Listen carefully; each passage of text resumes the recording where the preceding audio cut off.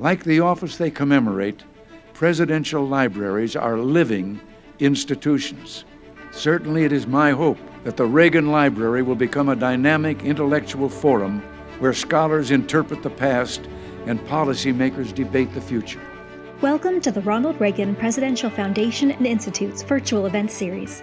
To fulfill President Reagan's mission of making the Reagan Library a dynamic intellectual forum, our Center for Public Affairs programming offers lectures and forums presenting perspectives on important public policy issues of the day. Each year, we bring you 20 to 30 events from politicians, authors, members of the media, business and military leaders, and more. Since the March 2020 closure of many businesses across our great country, the Reagan Foundation is now bringing its events online to ensure that we are still delivering world-class content, even if you can't get to our hilltop to watch it in person. In this week's Center for Public Affairs virtual event, we invite you to join us for a conversation with Congresswoman Nancy Mace. Congresswoman Nancy Mace has earned accolades as one of the most fiscally conservative members of the General Assembly. She's also one of the most pro-conservation lawmakers in her state, with a 100% rating with conservation voters of South Carolina. She graduated magna cum laude from the Citadel, the military college of South Carolina, where she was the school's first female to graduate from its Corps of Cadets in 1999. She later earned a master's degree in mass communication from the University of Georgia in 2004. She is also the author of In the Company of Men, A Woman at the Citadel. She joins us today in conversation to discuss her life, her plans as the newly elected Congresswoman from South Carolina's 1st District, and advice to our country's youth on how they too can become a leader. We now invite you to enjoy our virtual program coming to you from our Air Force One Pavilion Leadership Academy Oval Office with Congresswoman Nancy Mace and Reagan Foundation and Institute Executive Director John Hybush. Well, Congresswoman Nancy Mace, just terrific to have you with us at the Reagan Library. First, congratulations on your recent election, your recent victory. Thank you so much. It's an honor. I mean, it really is an honor, the honor of my lifetime to be here. I never thought I'd be alive at the age of 43, let alone here I am as a member of Congress. I'm as surprised as my parents are. Well, actually, that's a great way to start this off, because I know some about your story. Of course, you were famous long before you even went to Congress, because you're the very first woman, I think, to graduate from the famous Citadel. Tell me about that part of your life. I know your father was at one point the commandant of the Citadel, so you think, okay, well, that's a natural. She probably decided she was going to go there since she was in the 1st grade. But that maybe is not the case. Is that right? Right. That's not actually the case. I never even thought I'd even go to college, quite frankly. I dropped out of school. I dropped out of high school at the age of 17. I was raped when I was 16, and on my 17th birthday, I just quit. And I quit on life. I quit on myself. I quit on everything. And I had no hope for the future. It was traumatic physically, emotionally, mentally. And it took me a number of years, 25 years actually, to talk about it publicly. I wasn't able to. It was traumatic. And for so many women, it happens to you, it happens to teenagers and women across the country. And I had a really difficult time. I learned some really tough lessons during some really tough times in my life. And I learned about the value of hard work also, because when I dropped out of school, my parents said, hey, if you're going to stop going to school, then you got to start going to work. And I was doing all sorts of drugs and alcohol, you name it. I probably tried it at least one time to get me through that. And no amount of therapy, pharmaceuticals, or illegal drugs were going to get me through that. And when the Citadel decided to open its doors to women, that was in 1996. And so when I dropped out of school, I got my first job as a waitress at the Waffle House, and then started taking college courses, and ended up getting my high school diploma by getting high school credit by taking college courses. And so about a year later was when the Citadel decided to let women in. And my dad is a graduate of the Citadel. He served in the Army for almost 30 years. And I really felt like if I could make it there, if I could make it at the Citadel, of all places, a very tough college institution, mentally, physically, academically, you name it. If I could make it there, I literally could make it anywhere. I cut the drinking, the smoking, the drugs, cold turkey one night in preparation to go to the Citadel, started running every day. And that decision, that place literally saved my life. And I don't know where I would be today had I not had that experience, because I didn't go there because of my dad, but I went there because I had something to prove to myself. I had something to prove to my father and to my parents, that I could go to a place and be challenged, that I could face an obstacle unlike any other, that I could face that adversity head on and I could overcome it, that I could achieve something. And I ended up graduating at the top of my class rather than failing out of my classes. I was acing them and spent a lot of time with myself in the library. I was dry in college. I didn't have those fun college experiences that a lot of college students have. I was totally sober and I totally focused on myself and my academics and healing. And the Citadel is a place that literally, it changed my life, but also it saved my life. Yeah, it sounds like a plot for a movie, a great movie, but in fact, it ended up being a plot for an important book. You wrote a book. I just want to congratulate you on the title, because when I saw that, In the Company of Men, I just thought, now that is really clever. And I wondered, did you, from the first day you entered the Citadel, think, okay, now this is going to be quite an experience, so I'm going to write a book, and you thought about it the whole time? Or no, it was an afterthought after you made it through? I never thought about it at all, actually. But when I was approached by Simon & Schuster to do one, I was looking at my calendar, and I literally would take notes every day. And I said, this may not be that difficult to go back and remember what happened 1, 2, 3 years ago and do this. And for me, it was also kind of a therapeutic and cathartic experience to be able to share that story and share with people the good, the bad, and the ugly. And I hope for many students that are thinking about the Citadel or going there, read it and understand, and their parents too, that this is what the experience in large part is like. And I'm sure it's been over 20 years since I graduated. So I'm sure some of it has changed, but the basics of a military college and how tough it is, those haven't. And there are a lot of experiences that kids these days can learn from. And I treasure that moment, treasure that experience, and treasure those stories that I told. Sure. Was it again kind of like you would envision a typical movie where, the woman gets discriminated against and it's tough, the system's trying to beat you, or no, were the male cadets totally polite and understanding? What was the feeling there? It was very controversial. I think it's weird to us today to think about how controversial it was, but back then in the mid 90s, it was very controversial. And I was harassed on and off campus. There were always good people and always bad actors. And I learned a lot about leadership. I learned the good qualities of leadership and poor qualities of leadership. What I learned is that women are tougher on other women, particularly in male-dominated environments. And I had wives and girlfriends that would harass me when I was off campus, maybe cadets or alumni of the Citadel. And I remember being yelled at,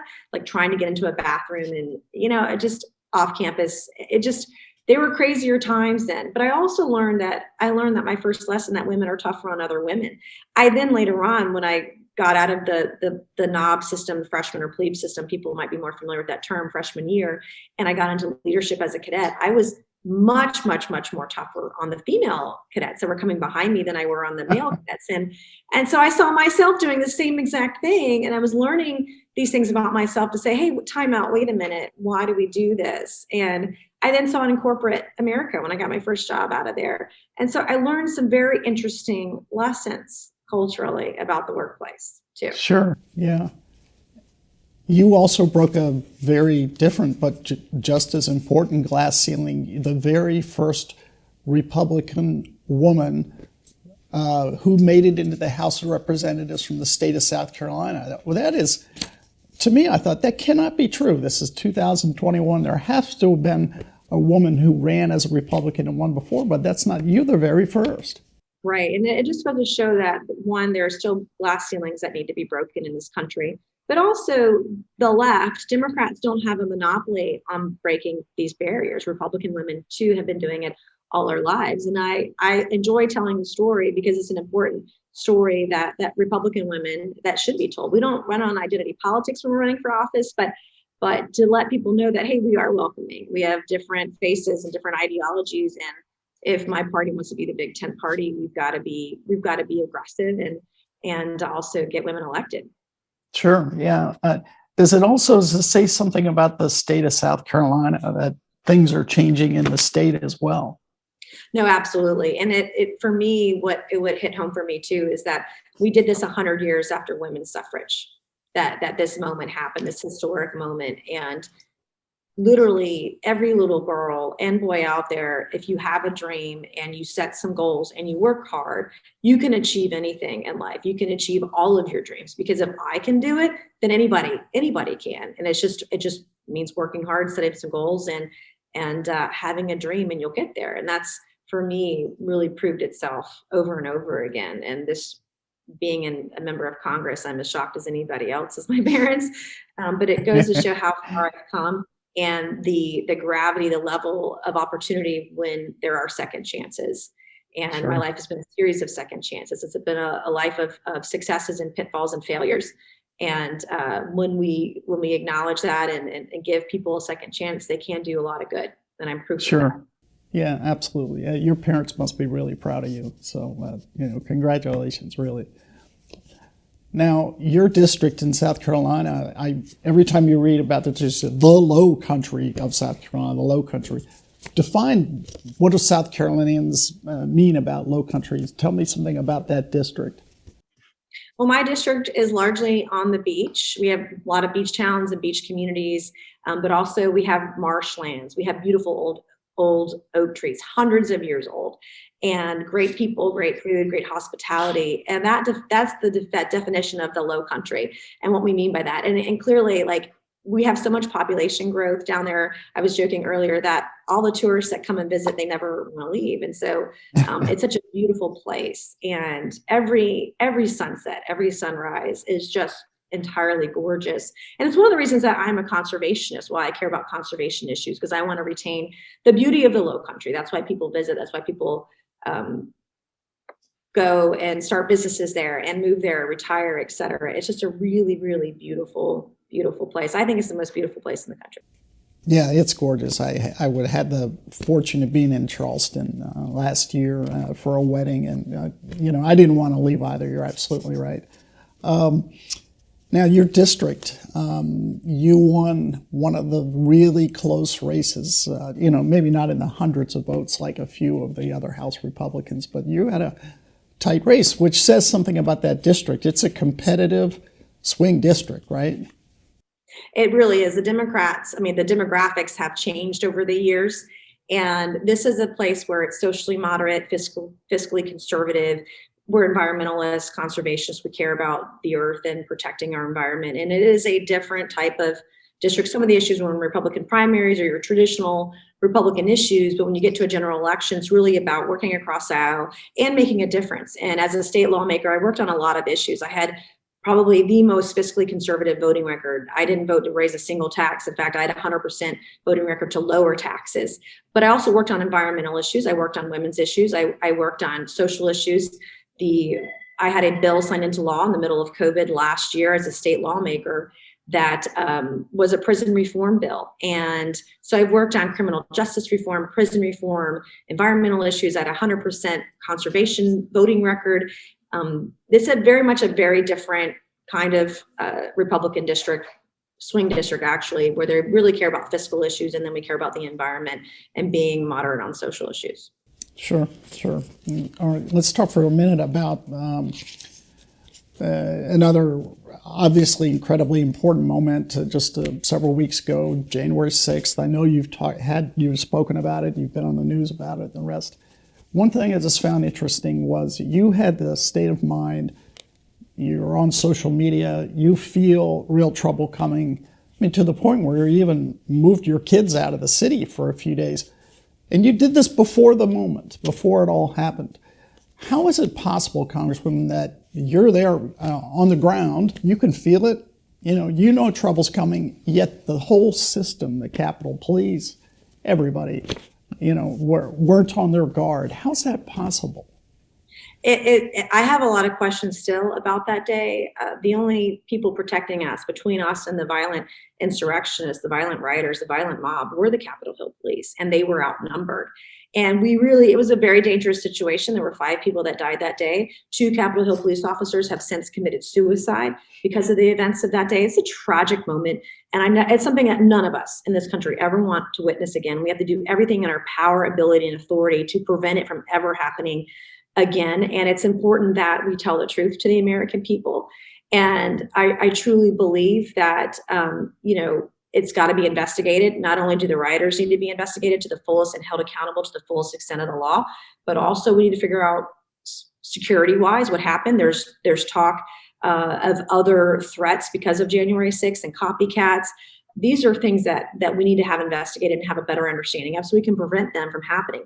That day, I literally walked by one of the locations where there was a pipe bomb planted. To get into my office, I had to walk by the RNC, and there were pipe bombs planted at both the RNC and the DNC that day.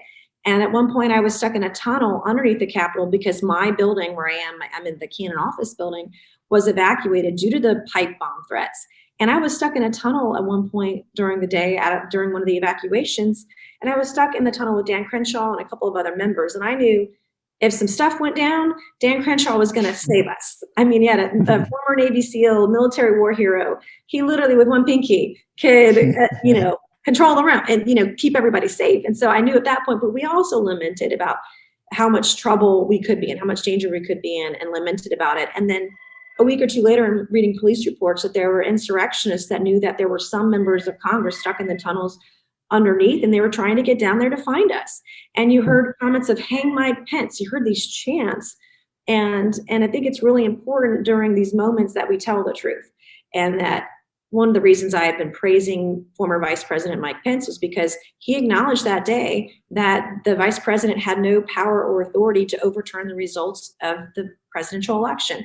And the same thing with Congress. We didn't have the constitutional authority or power to overturn the results of the elections. And so that changed everything for me that day when we had all that violence and 5 people died, that we just had to say enough was enough. And I was being threatened online. I had Republicans threatening to shoot me on social media because I wasn't, quote, fighting enough. And I am more conservative than my district.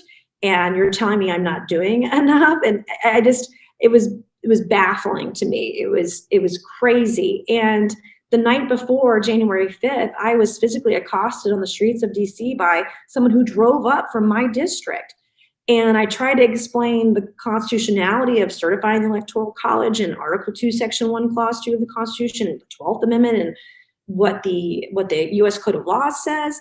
And it didn't matter what I said. I mean, and so for me, it was really a defining moment that, one, we need to ensure that we're telling the truth to the American people, and 2, we prevent this kind of violence. And so because I had such strong language for what happened on that day, I have a bit more moral authority when we see violence in the streets by Antifa and other activists, and when members of Congress contribute to the continued division in this country. I have a bit more moral authority to go after them because I've held my side accountable and been a very strong voice. But also now I have an opportunity to work with Democrats and Republicans alike. Just last week, I passed my first bill in 50 days. It was a criminal justice reform bill that protecting the rights to due process. And I'm talking about the policies that people admired with former President Trump, the things like Operation Warp Speed. We're seeing the fruits of that labor now, getting a vaccination done in 10 months versus 10 years. And they're saying we could be completely wide open again or economically by summer.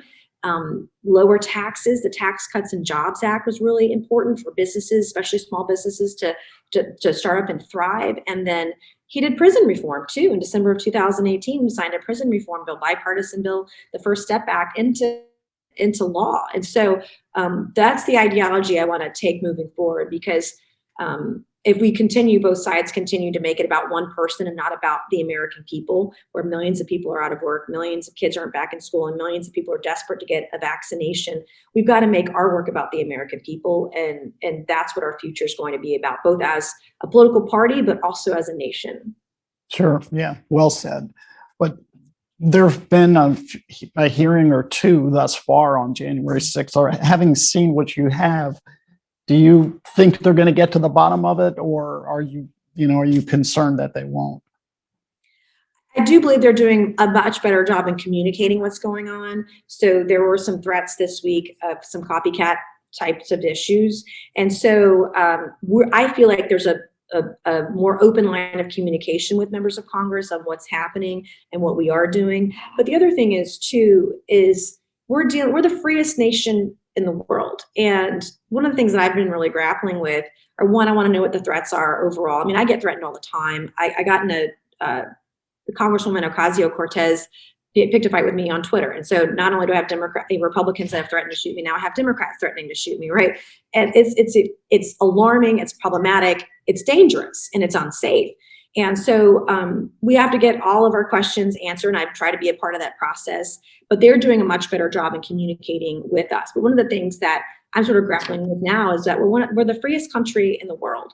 And then we have all this razor wire and fencing up where people can't come and visit us. And so I don't have any fear right now, personally, in DC. It is safe. Now, there are copycats that are going to go out there and do something that we should all be made aware of that information and operate accordingly. And we're doing that this week. They made us aware of a possible situation, a threat. We're acting accordingly in the next couple of days for that. But you can't argue with me, hey, have open borders, but not an open Capitol. And you can't have open borders and closed schools. And so it's just, I'm trying to be pragmatic and have some common sense about a lot of these issues. But we are continuing to divide our country with some of this behavior, and they're doing it out of politics, and it seems like not much else. And there are many of us up here who are Republican or Democrat. We're kind of done with it, and we're trying to figure out how do we navigate, how can we work together from here, and let's try and do some good, because we're paid a lot of money to do a job, and many of us just want to work. Yeah, sure. No, great attitude. So is it still Fortress Capitol Hill up there, the concertina? It feels like a green zone in a war-torn country is what it feels like right now. And that's untenable. And I think most people, doesn't matter if you're Republican or Democrat, you just want politicians to use some common sense, to use a little bit of logic, because everyday Americans have to use that in their lives, whether it's parenting or going to work, going to school, et cetera. It's important that we do that. And it lacks a lot of that up here. And a lot of things are political. It's much more political than I thought it would be. And that's been a little discouraging. Yeah, sure. On the impeachment vote, the second one for President Trump, I know you voted against impeachment. You were concerned there was basically zero due process. But you also, I think, I get the sense that had there been due process, it's possible you would have, if allowed, would have voted to censure the president. Is that right?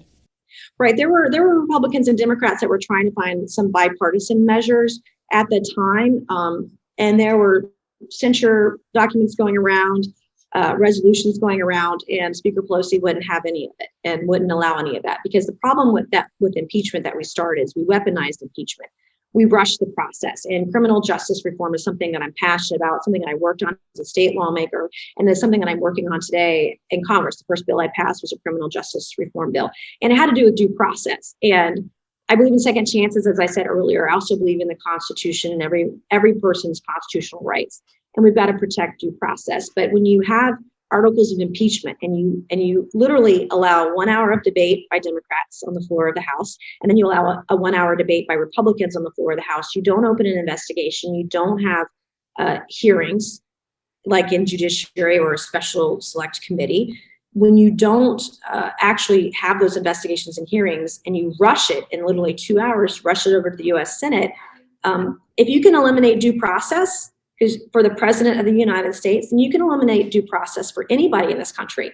And so that's just not something that settled well with me. I wanted to have hearings, I wanted to have an investigation, wanted to get to the bottom of it, but they wouldn't even call witnesses in the US Senate either. So, and then we weaponized impeachment. We had a member of my party file articles of impeachment against President Joe Biden on the day he was sworn in. And that's not the purpose or role of impeachment. It should be deliberative and thoughtful, and it shouldn't eliminate due process for any American, including the President of the United States.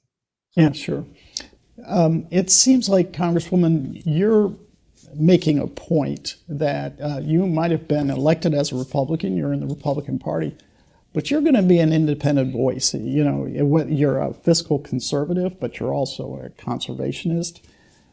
You voted against President Trump's impeachment, but you could have voted potentially for censure. You're going to be your own voice. That's the sense I get. No, absolutely. And I ran on, I mean, literally was my campaign tagline when I was running, was that I would be a fiscal conservative constitutionalist, but I would be an independent voice. I think it's really important, particularly when you are leading a swing district, that you represent people across the aisle. And I have got to stay true to my values, my principles, and also the people that I represent. And those are the issues that I want to work on. There's a lot of opportunity for me to work with members in both parties, and I intend to do that because that's what I promised them I would do. And I hate politics. Like I got in because I hate politics. The hypocrisy that you see in DC, it's real and it exists. And I want to be consistent. So apply the same value across the board. And when we do that, they're freer. There's greater entrepreneurship in this country, and people can prosper. And we don't want the government in our bedrooms or our boardrooms. We want us to be able to work, live, and retire in the greatest country, freest country, most prosperous country in the world. And that's what I want to work toward. And I'm a single mom. I have 2 kids. So they know that I care about 2 things in this world. And it is my children and my country, my kids and my country, and nothing else matters. Yeah, that's neat. Would you define yourself as a glass half empty Republican right now, or a glass half full? And I'm definitely a glass half full, really, on anything. I try to be optimistic about it. But the reason that so many Republicans won too this cycle was because former President Trump helped pull Republicans, especially in swing districts in mine, get us across the finish line. And the ideas and the ideology and the policies that he embraced, lower taxes, he had obviously the unemployment rate started under the Obama administration, but it got down in my district under Trump's leadership to under 2%, 1.86%. And we had the highest unemployment rates for women, for minorities, Black and brown communities, Hispanic, Asian Americans, everybody really prospered under his leadership. And we saw those people actually turn out for Republican candidates for former President Trump this cycle as well. And so if we want to be Big Tent, I think we've got to be glass half full and understand that there are folks of varying degrees and ideologies in the party. But if we embrace making our message and our work about the American people, then we can continue to be successful, because that's why he was so successful, is because he made it about them. Sure. Where have all the fiscal conservatives in the Republican Party gone? I know we're hearing from some now because of this $1.9 trillion bill that's supposed to be all about coronavirus, but isn't. Are you sensing that the Republican Party is getting back to that position of smaller government, less regulation, true fiscal conservatism? I certainly am, and I hope that they are too. I mean, we don't have 1.9 trillion to spend, and certainly if you're going to spend it, you really should think about maybe spending more than 1% on vaccinations, and like around 9% is related to COVID relief. Chuck Schumer shouldn't be getting a bridge in New York, neither should Nancy Pelosi be getting underground rail in her backyard. Like, that's not the purpose of the legislation. That doesn't pull people out of poverty. And what pulls people out of poverty, which is what Democrats want to do, and so do Republicans, is we'd have to have our schools reopened, because there are a lot of kids in rural and poor metropolitan areas that they get their food, their sustenance from school. They get their education there. They're not getting it at home because they're in virtual school. If we want to be serious about COVID-19 relief, it should be targeted to people that have lost wages, lost salaries. People who are making $75,000 a year and didn't lose a dime shouldn't be getting a stimulus check. You could do more with less. Maybe those checks could be larger to people who actually can't go back to work and who need that money, desperately need help. And the other thing is that package also incentivizes unemployment. There's some loopholes in there. That if you work part-time and you get your unemployment, state and federal, and they increase the federal funding on weekly unemployment, you can make more money. And so when people get their stimulus checks, they're going to quit their jobs. They're going to expect their job when they get back to work. And then they're only going to want to work part-time, not full-time, and want all the benefits of it because they can make more money on unemployment. And so a lot of what we're doing hurts small businesses, and small businesses are the backbone of new jobs and job creation, economic development in this country, particularly in my district.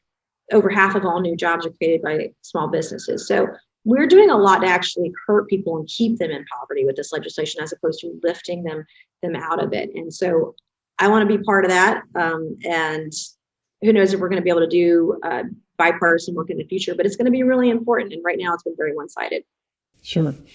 Unusual for a Republican to say, I'm first and foremost, I'm a conservationist. And does that come purely from the offshore oil rig drilling issues that have occurred on the East Coast? Or no, you've thought about the environment and cared about the environment, generally speaking, for a long time. My entire life. In fact, my father was a hunter.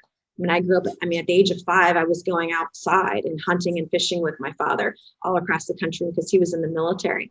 And the low country, it is in part about offshore drilling, but there's so many more issues because we have sea level rise. I'm seeing it up and down the coast where my district is. We have enormous issues with the environment. And I'm a conservationist. Like, I make dirt in my backyard with my leftovers, right? And so it's important that we respect Earth and don't overdevelop it, and we protect our resources, protect our wildlife. All these things I learned growing up with my father, who's an outdoorsman. And so Sure. I want to continue to work on it. It's important in my district, especially. Yeah, sure.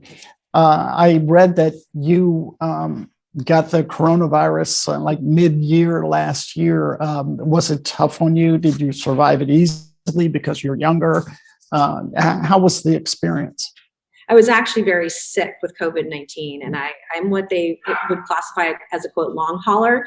It actually took me, I was very sick while I was in quarantine for my 14 or 15 days, but it took me 3 months to physically recover. And even now, I'm 8 months past having COVID-19. I will sometimes find myself catching my breath.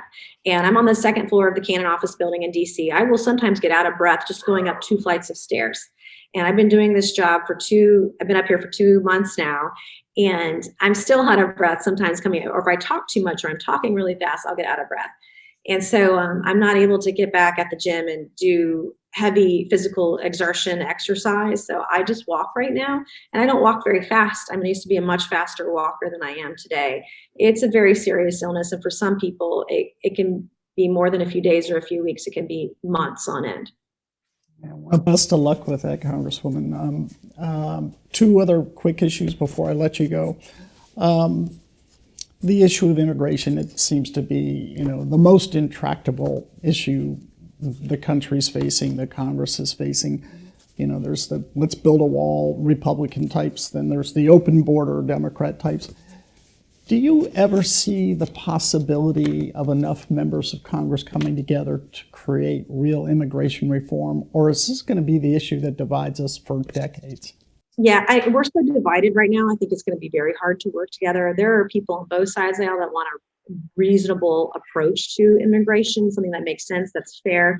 And that could be residency. That could be the wall. That could be a number of different things, security measures, at the border, or, no one wants to have this conversation is how do we make this make sense? And we have visa issues. And I know in my district, we have many businesses in the tourism industry that rely, they don't have the residents, the people to do these jobs.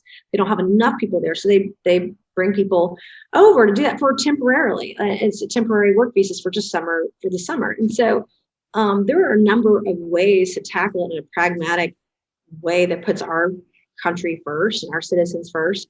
But those conversations, I don't feel like that they're happening. Everything is very one-sided right now. And I don't know what it will take to change that, other than having stronger voices in Congress who demand it. Yeah, sure. Well, I'll just close by saying, you've had Republicans say they want to shoot at you. You got Democrats saying they want to shoot at you. So you must be doing something right. Must be over the target somewhere if it's like that. But that's I said I would be an independent voice. Not everyone's going to agree with every piece of legislation or all of my votes, but I'm exactly what I promised, what I said I would be. I'm exactly that. And I want to make sure that I'm always telling the truth and honest with my constituents, and I'm representing them to the best of my ability. And even through all this chaos, all this division that we've been through, our office has responded to cases within 24 hours If you write a letter or an email, you'll get a response in about 3.5 days or so. I mean, we're working extremely hard, and that is the least that we can do, because for so long we have so many people in Congress that aren't here for the right reasons. They've got their next book deal, their next TV hit, whatever that is, and we need to be working. Our American workers, American people, families, they're struggling, and we need to make sure we're doing everything we can to ensure that they are successful. They can get educated regardless of your zip code or your color of your skin or your gender, or et cetera, that you can get a good job, that you can live, work, and retire in the greatest country in the world. Sure. Yeah. Well, it sounds like you're really on top of the job and loving it too. So congratulations, Congresswoman, and best of luck to you in the future. Thank you so much. Take care. Thank you for joining us for today's virtual programming event. We hope this conversation has inspired you to share what you've learned with your family and friends, and that you'll join us again for an upcoming event. And let me offer lesson number 1 about America. All great change in America begins at the dinner table. So tomorrow night in the kitchen, I hope the talking begins. And children, if your parents haven't been teaching you what it means to be an American, let them know and nail them on it. That would be a very American thing to do.